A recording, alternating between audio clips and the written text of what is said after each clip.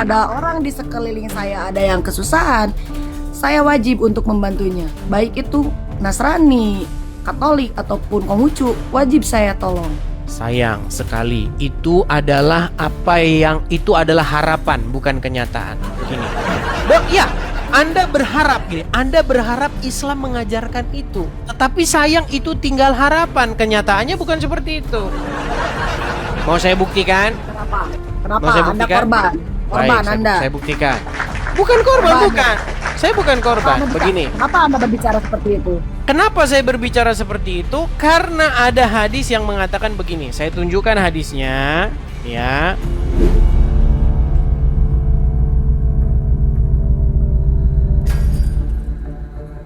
Ya. Salah satu nikmat yang ada dalam surga adalah pesta seks. Minta maaf karena inilah yang kita tahan-tahan di dunia. Maaf bang. Inilah yang kita tahan-tahan di dunia, dan kenikmatan terbesar yang diberikan Allah Subhanahu wa taala di surga adalah pesta seks. Adalah pesta seks. Adalah pesta seks. Kenapa? Karena ini yang disuruh tahan di dunia oleh laki-laki. Nah, itu ada di Trans TV. Sungguh nikmat mana lagi yang engkau dustakan? Silakan. Contoh, kalau Allah berkata engkau harus, contoh nih, engkau harus pakai jilbab misalnya, apakah Anda harus boleh membantahnya? Tidak boleh. Tidak boleh. Kalau orang tua Anda berkata, apakah Anda boleh membantahnya? Tidak boleh. Oke, kalau misalnya orang tua Anda menyuruh Anda untuk misalnya menceraikan suami Anda, apakah Anda harus mematuhinya? Kalau itu urusan masalah perceraian dalam Bukan Islam. masalah gini. Kita berbicara tentang kepatuhan dan ketundukan. Gini, kita itu bicara tentang kepatuhan dan ketundukan. Iya, tapi kan di sini saya mau menjelaskan, Bang.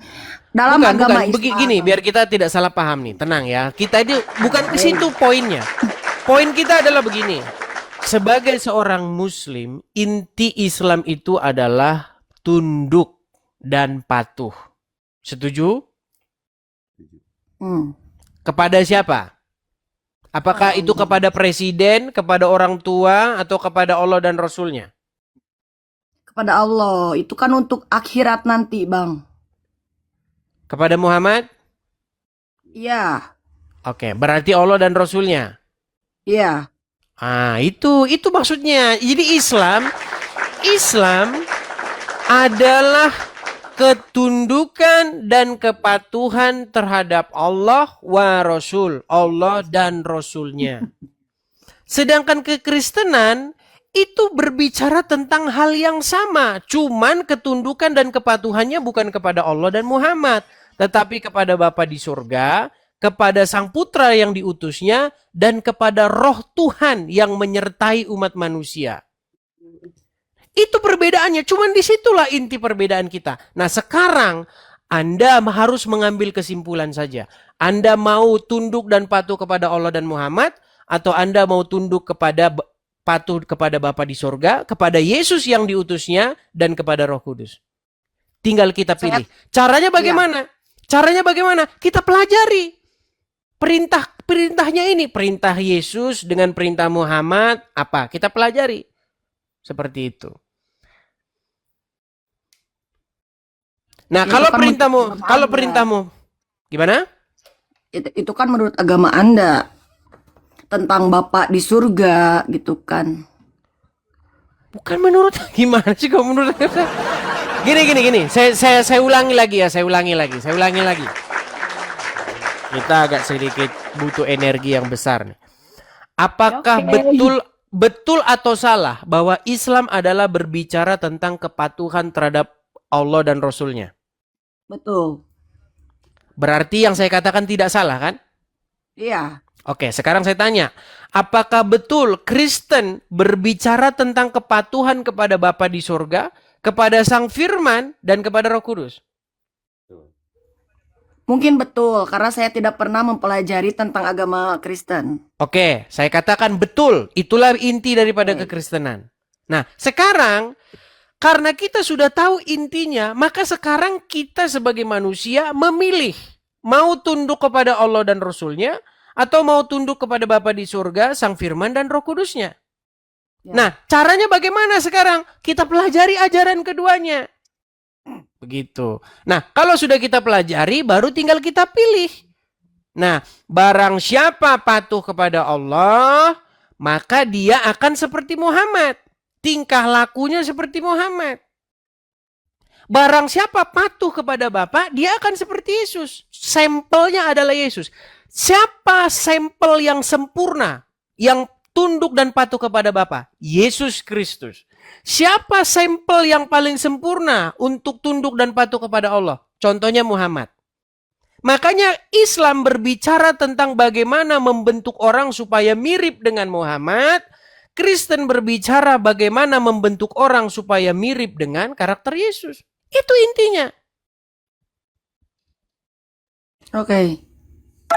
Nah, barang siapa yang mirip dengan Muhammad, maka dia akan satu, pergi ke Arab. Mencium batu, muter-muterin batu. Betul nggak Muhammad melakukan itu? Yang saya tanya, batu yang maksud Anda ucapkan itu apa? Anda tahu Baik, saya nggak? tunjukkan. Baik, saya balik dulu kamera saya. Oke. Kita kasih sampel. Kita sekarang itu era terbuka. Nggak ada yang bisa ditutup-tutupi sekarang. Siapa sekarang yang mau bersembunyi? Nggak bisa Itu sekarang. kasur, Bang, bukan batu. Katanya mau munculin batu. Sebentar. Saya kan mau nunjukin layarnya di sini. Ntar ya. Kelihatan? Ya. Nah, jika Anda akan melakukan perbuatan-perbuatan seperti ini. Mencium-cium sebongkah batu di Arab, betul? Iya. Nah, Pertanyaan saya, apakah Abang tahu batu yang disebut Abang itu apa? Hajar Aswad. Nah, Hajar Aswad itu apa? Kalau Kalau memang kita, Abang pernah, kalau kita, maaf Bang, saya lagi mau ngomong nih. Saya nggak Silakan. pernah motong ngobrolan Abang. silakan. Nih, maksud yang tadi Abang sudah bilang adalah Hajar Aswad. Abang kan pernah memahami tentang Islam kan? Ya. Berarti Anda tahu kan Hajar Aswad itu apa? Hajar Aswad searching sih, itu Bang? batu. Gimana? Kok searching sih Bang? Berarti Abang baru nyari tahu ya? Bukan, saya tidak searching. Ini saya menunjukkan Hajar Aswad. Nih loh, Hajar Aswad nih. Iya, Hajar Aswad itu apa? Pertanyaan saya. Abang tahu Hajar nggak? Aswad itu batu hitam. Nah ini.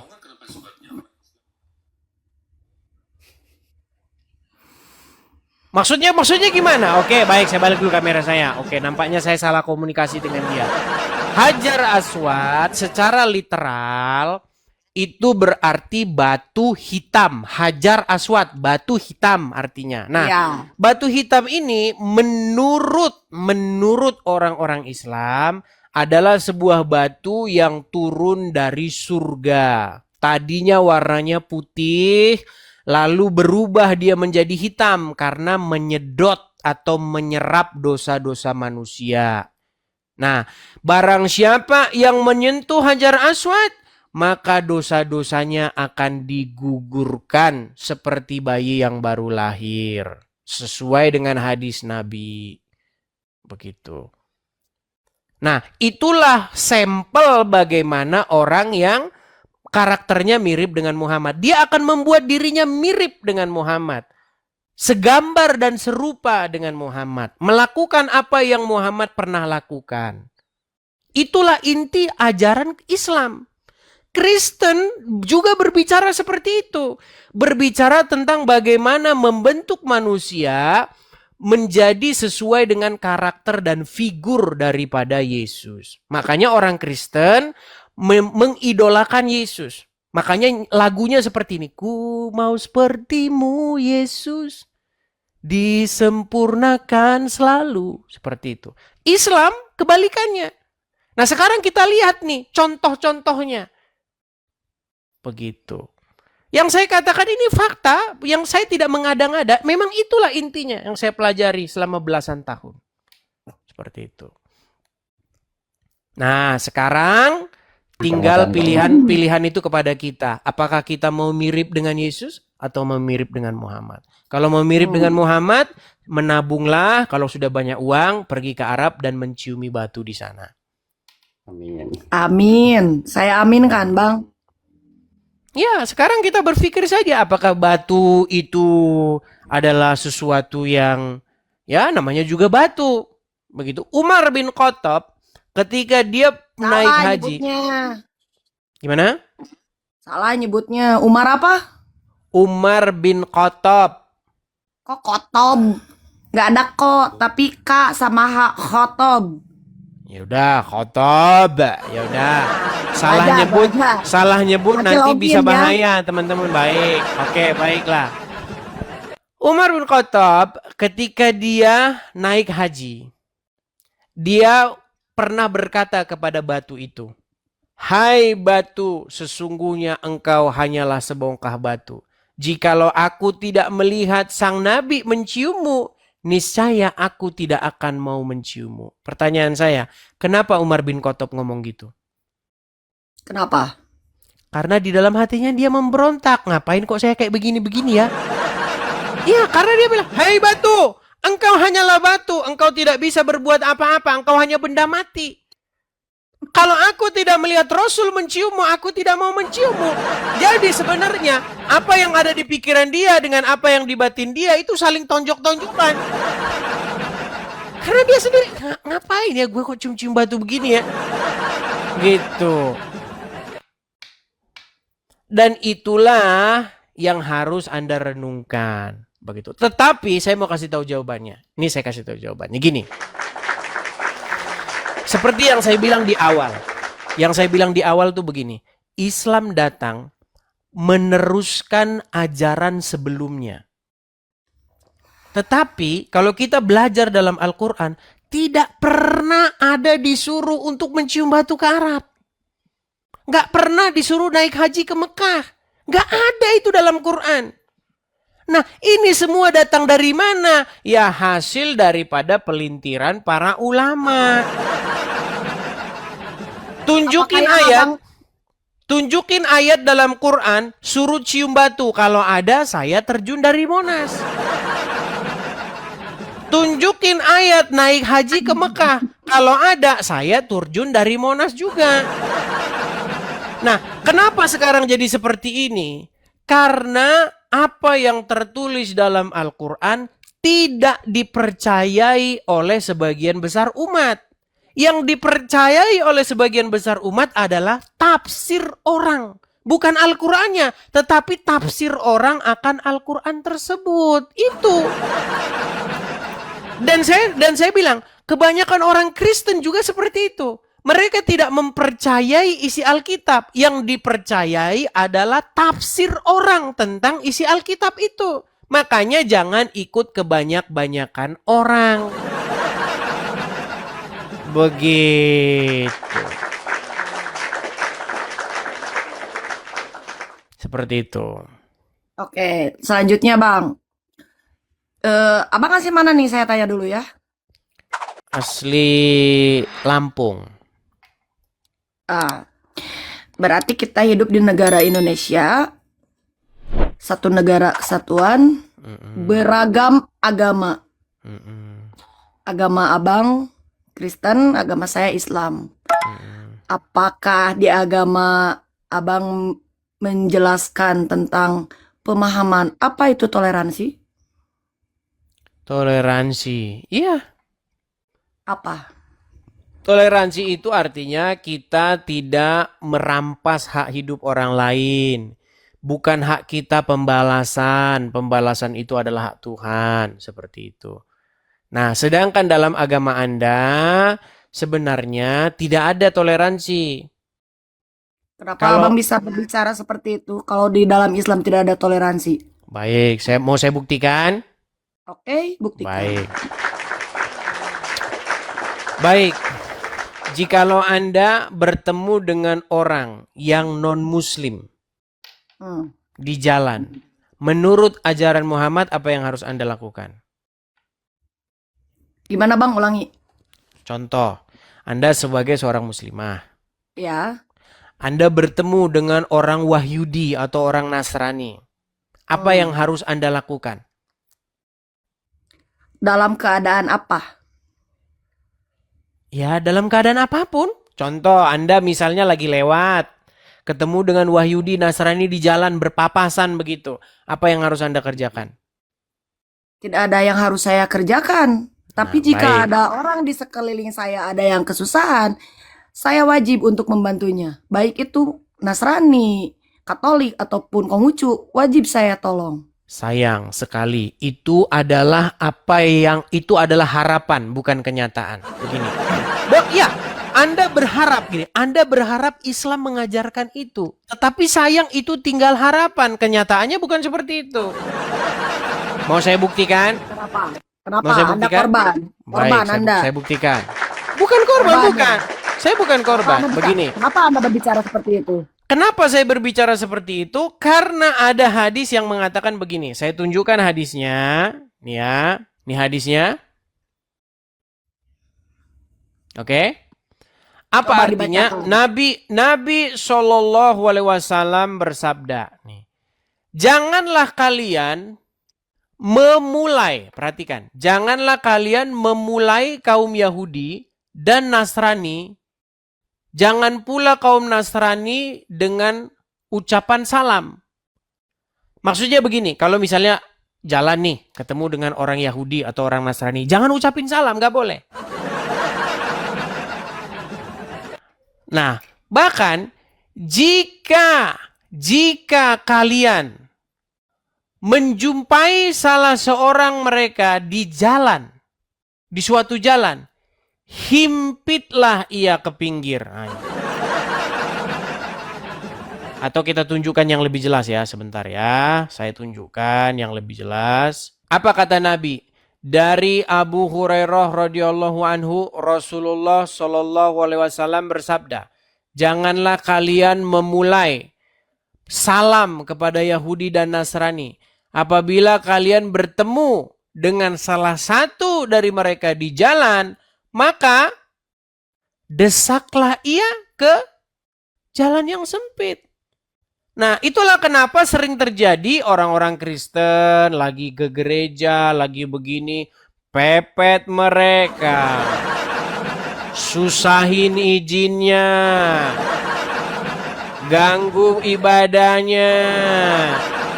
Ini karena hadis-hadis seperti ini. Apakah ini ada dalam Al-Quran? Tidak ada. Yang ada di dalam Al-Quran adalah lakum dinukum waliyadin. Bagimu agamamu, bagiku agamaku. Itu kalau pesan di dalam Al-Quran. Sementara dalam hadis, desaklah mereka ke jalan yang sempit.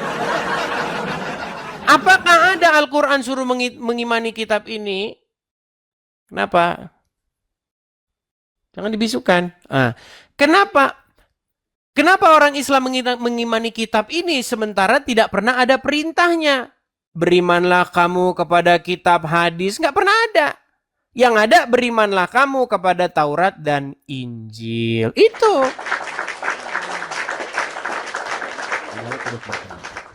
Seperti itu.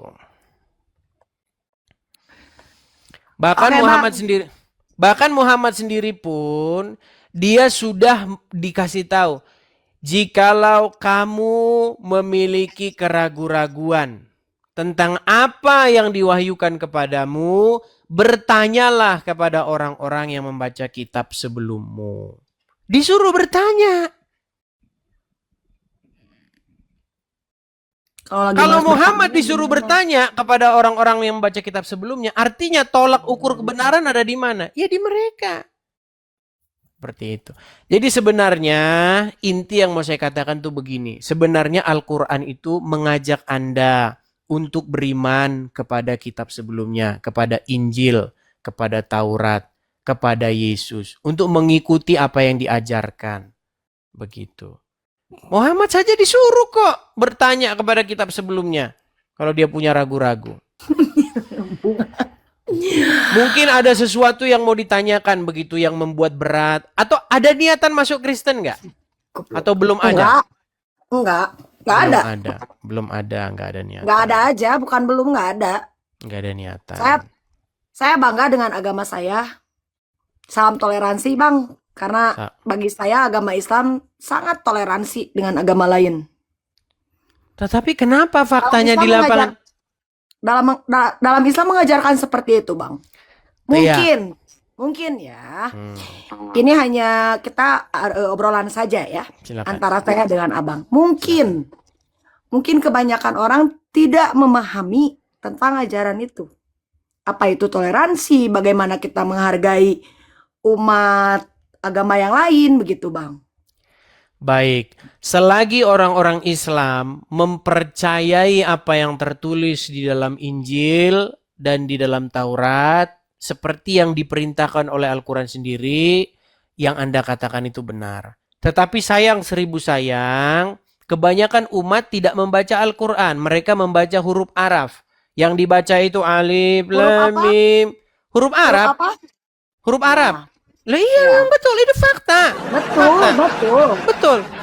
Ya, apa yang dilakukan siang, malam, pagi, sore? Ngaji. Ketika ngaji yang dibaca itu huruf Arabnya. Alif, lam, mim. Dzalikal kitabu la raiba fihi hudal lil muttaqin. Amin. Tapi ditanya artinya apa? Ya nggak tahu apa.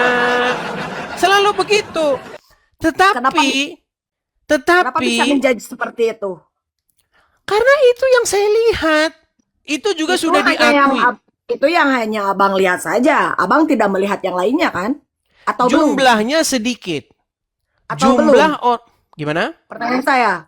Abang sudah melihat semua orang Islam atau belum? Begini, untuk tahu pertanyaan saya menjawab ini.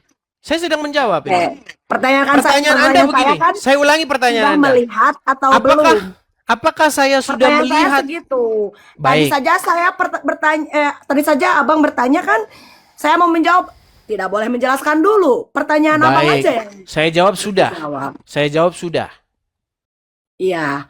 Abang sudah melihat. Sudah semuanya kah atau hanya baru beberapa? Baik. Makanya saya jawab. Makanya perlu saya jelaskan. Begini.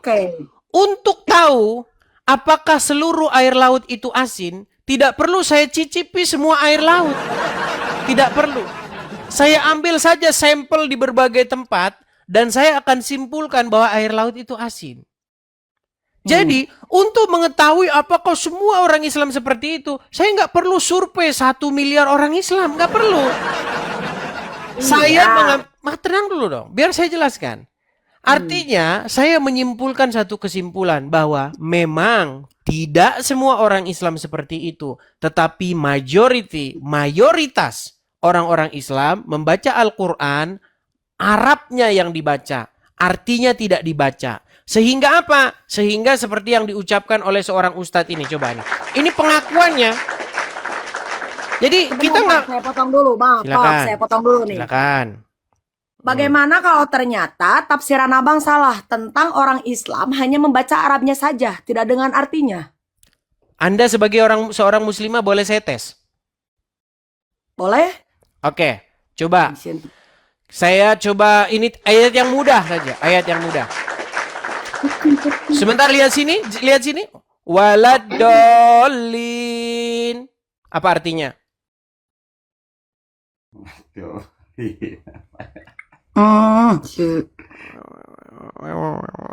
Macet. Kan sudah saya bilang itu faktornya saja terjadi kepada diri Anda. Saya menghafal dari atasnya dulu. Ya bilang saja Google dulu. Enggak. HP saya kan ini dipakai. Bismillahirrahmanirrahim. Alhamdulillahirabbil alamin. Arrahmanirrahim. Maliki yaumiddin. Iyyaka na'budu wa iyyaka nasta'in. Ihdinas siratal mustaqim. Siratal ladzina an'amta 'alaihim ghairil maghdubi 'alaihim waladdallin. Artinya waladdallin? Waladdolinnya aja. Bentar, dari bismillah dulu ya, saya menghafal dulu.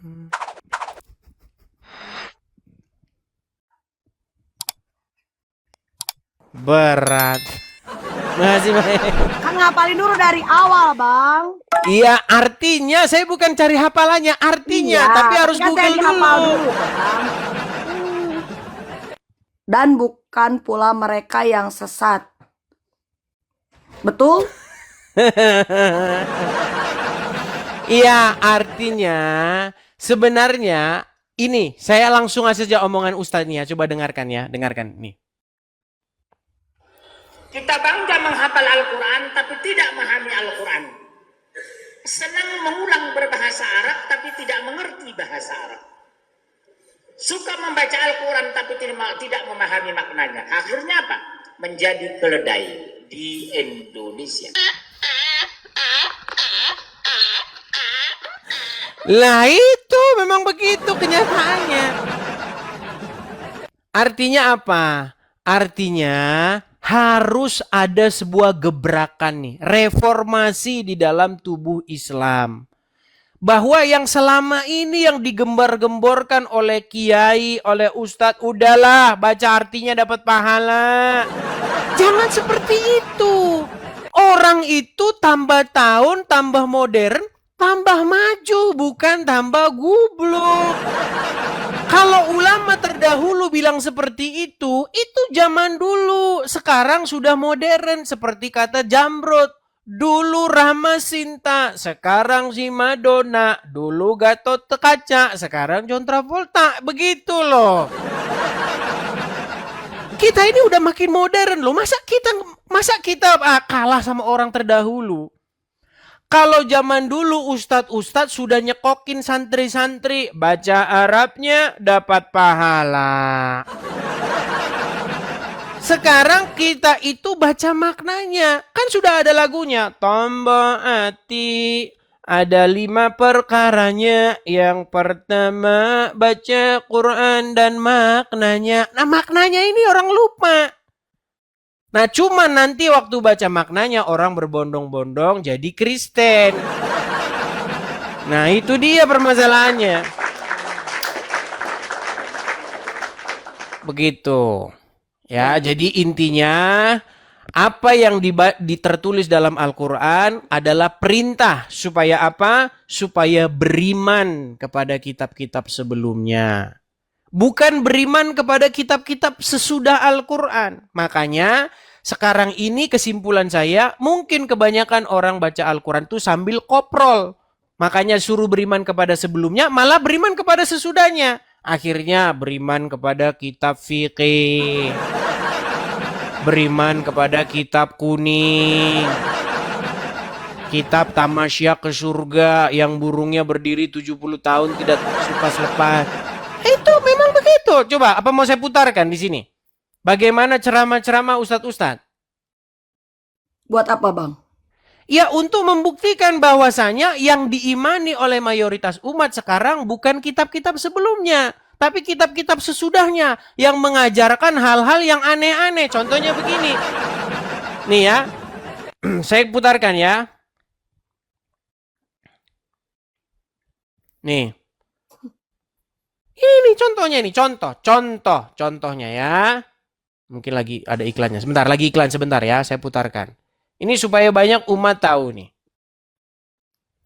Kaum muslimin, tapi kata Rasulullah, kesibukan para lelaki nanti di dalam surga adalah, malu saya ceritakannya nih. Mau terus? Kesibukan para lelaki yang masuk surga di surga adalah memecah perawan istri-istrinya. Perawan terus. Habis malam pertama, dapatkan perawan istri, selesai, ya perawan lagi. Gitu. Serius, Pak. Bagusnya ibu-ibu gak ikut dengar pengajian ini. Ini khusus bapak-bapak. Kata Rasulullah, maaf ini hadisnya sahih. Tolong baca nanti dalam kitab Tamasya ke Surga oleh Syekh Ibnul Qayyim Al-Jauziyah. Judul aslinya adalah Hadil Arwah ila Biladil Afrah. Rasul berkata, maaf, zakar laki-laki ketika dia berdiri karena syahwat selama 70 tahun berdirinya. Yes. Nah, itu kitab-kitab yang ada di rumah orang-orang Islam adalah kitab Tamasya ke Surga. Kitab Syekh Amma, Syekh Udin, Syekh ini. Itu Padahal tidak pernah di dalam Al-Quran disuruh beriman kepada kitab-kitab itu. Itulah yang sedang saya suarakan di sini. Begitu. Coba yang Anda suarakan bukan ceramah yang itu. Ada tidak? Oh baik, saya tunjukkan. Bukan ceramah yang ini. Iya. Baik. Ceramah Tentang ajaran agama Islam kan? Oke. Baik.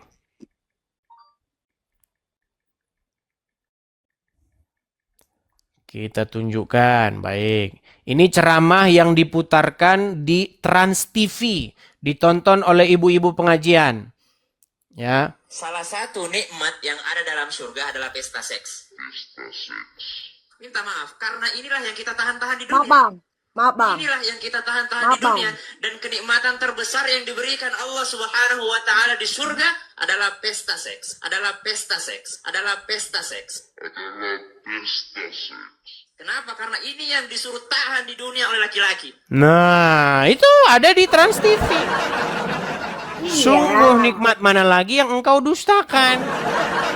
Silakan. Kenapa yang abang putar itu yang hanya menjatuhkan Islam? Justru karena ajaran-ajaran yang seperti itu bukan ajaran, tapi hanya memberi pelajaran kepada orang. Janganlah seperti itu. Astaga. Oke, baik. Apakah ada Al-Quran di rumah? Ada. Boleh dibukakan surat An-Naba ayat 33? Coba saya tanya, abang ada Al-Quran tidak? Ada. Coba buka sendiri. Baik, saya bukakan surat An-Naba ayat 33 ya. Surat An-Naba ayat 33. Sebentar. Aduh, tapi enggak, kalau saya terus yang buka Al-Quran saya terus nanti yang pintar nih.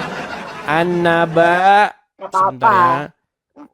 Saya senang bisa bikin orang pintar. Baik. Saya perbesar Coba ya. bacakan. Coba saya tes dulu, jangan-jangan dia muslimah menyamar. Coba dibaca dulu bacaannya. Wa kawa'iba atroba. Wa qaiba atraban. Yang artinya jangan seperti itu kepadaku. Coba. Wa qaiba atraban. Silakan. Artinya Coba baca yang benar, Bang.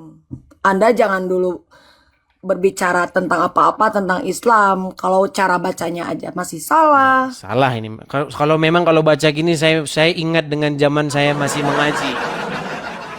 Waktu saya baca Coba itu huruf apa? wa, ka, wa lagi, ain, ba, Iya. alif, ta, ro, alif, nun, ba. Cuman kan ini kan kasur anunya kan tanda bacanya nun. Wa kaiba atroban. Tanwin bukan nun. Ya, tanwin maksudnya tanwin maksud saya. Nah, Bang masih salah aja. Oke. Ya, Ya Allah, artinya ya Allah. Artinya mau yang saya bacain atau abang yang bacain? Tadi katanya pintar mengartikan baca huruf Arab. Silakan. Emang saya bilang pintar mengartikan? Kapan saya bilang seperti itu? Tadi kan waktu saya bilang sebagian besar orang Islam pandai membaca huruf hijaiyah tetapi tidak tahu artinya, betul? Iya, tadi Oke, abang yang sekarang bilang gitu. sekarang kita pembuktiannya. Sekarang ada seorang muslimah di sini di hadapan saya sudah pintar membaca huruf hijaiyah, tinggal artinya. Silakan. Jangan lupa Google dulu di samping lihat artinya. Aduh malah dia pergi saudara-saudara. Apa artinya saudara-saudara? Lihat ke samping. Nih, artinya ini. Kelihatan? Dan gadis-gadis montok yang sebaya.